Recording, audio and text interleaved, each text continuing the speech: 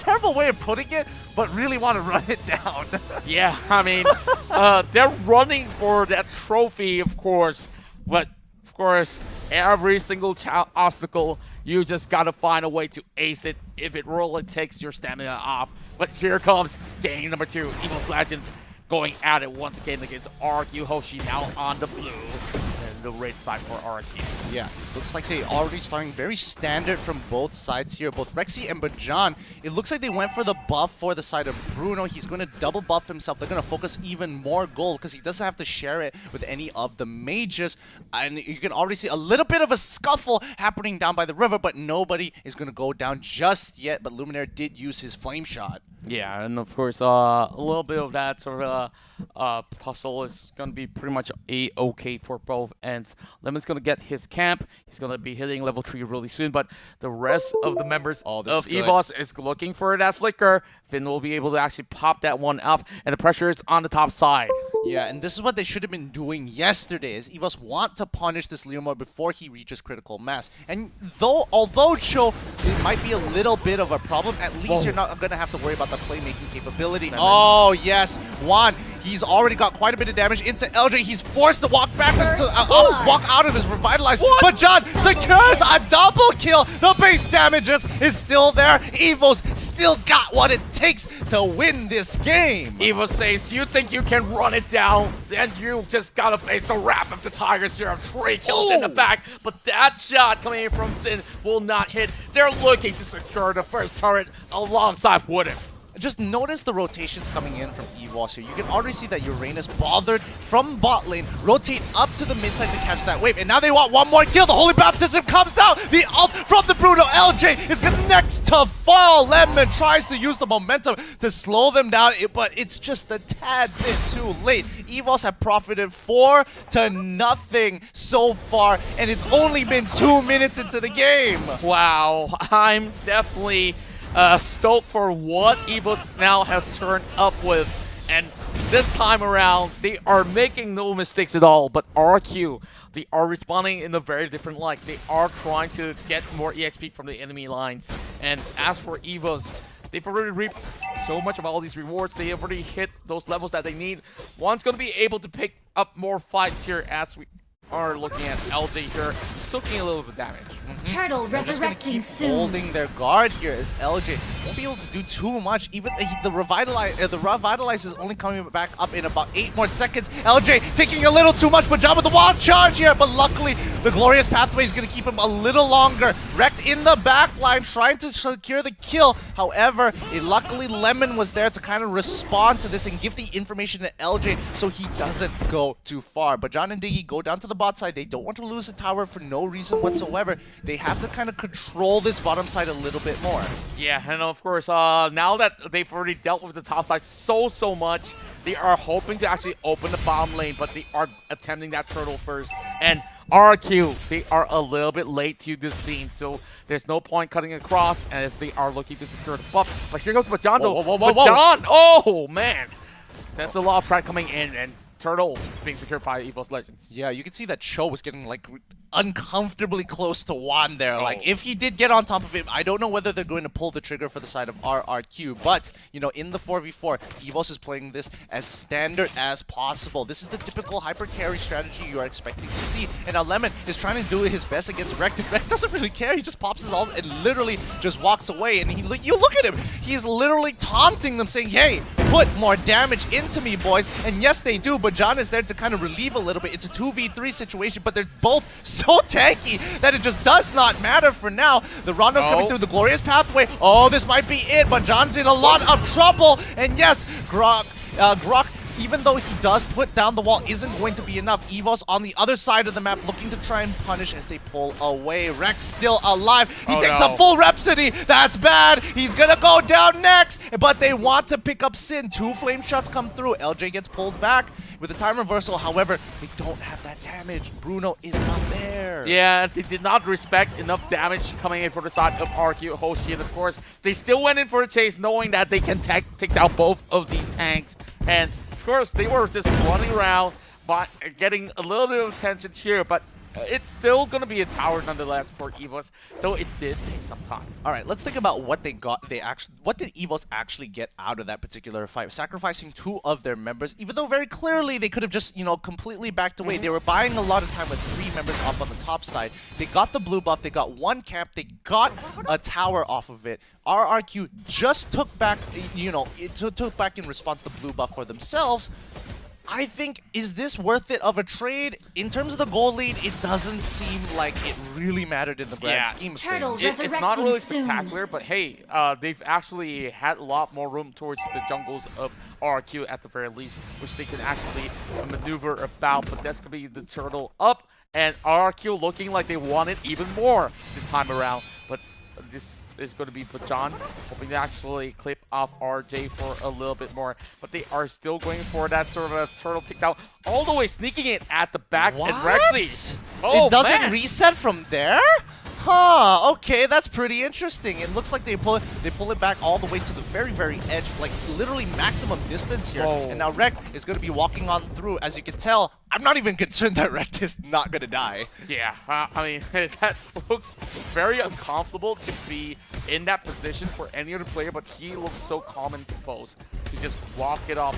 But LJ now is walking into this wall charge being used, and of course, here comes the pathway that has been opened up by LJ to run right off.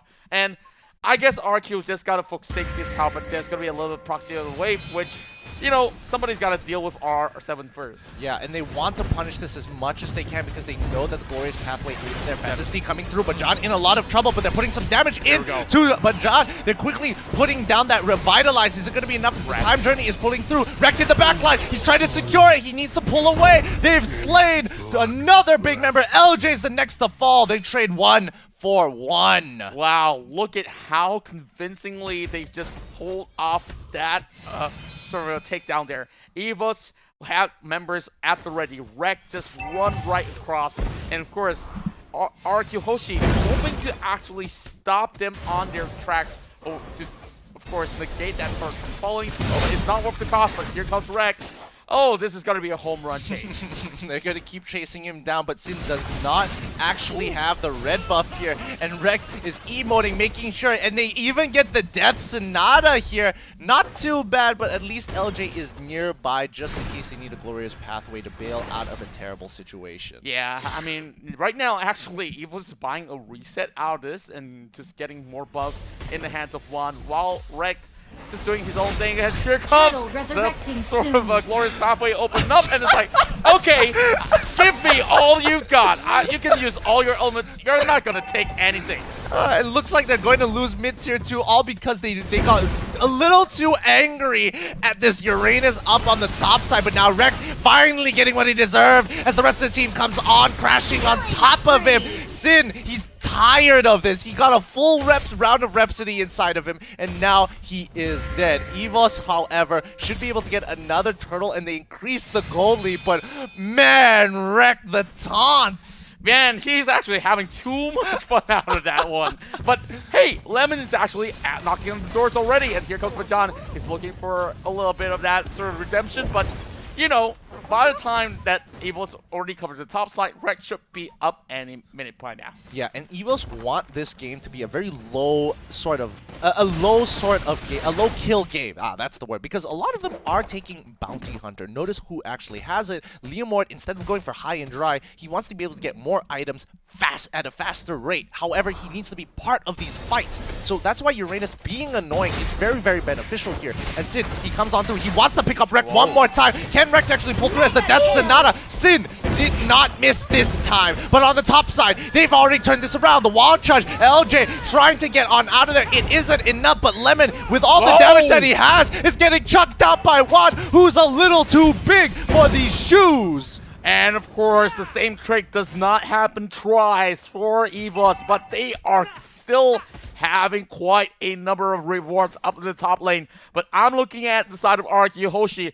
They did get to towers, so that is definitely good news for them. So there's still a lot more heading over the side of mid lane, which they just need to find another few good sort of team fight and they should be good to go. Oh, he's going to be able to... Oh, he doesn't actually get the kill there. He didn't one-shot him as he thought he would. R7. And now he's in a lot of trouble as R7 is coming through the back line. Diggy is very, very low. He has to be careful for the Death Sonata as Juan tries his very best. He's getting run down by the rest of the team. Gets kicked back by R7 as RRQ find the opportunity and the angle to hurt Evos Legends. This is going to even up the score a lot more. Yeah, that is what I was just talking Lord, about. That just resurrecting need to soon. find the right fight. But I felt like it was really positioning errors that really cost it for Evos Legends right for there. sure, yeah. And now we're looking at that Lord already sitting by that pit over the top side here, and Evos don't have priority yet.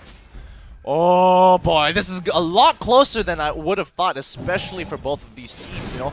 But the longer this game goes, the more and more likely Evos is going to win based on the stat. The Phantom Steed comes down from Lemon, but nobody to really get on top of it. But John getting quite a bit of damage onto the Death Sonata. They can't secure the kill onto him. Lemon, the Glorious Pathway was just a little too late. That movement speed would have been so useful. Oh, definitely will be useful, but here comes a little bit of that sort of health regain coming in from the side of Evos Legends. But over bottom side, R7!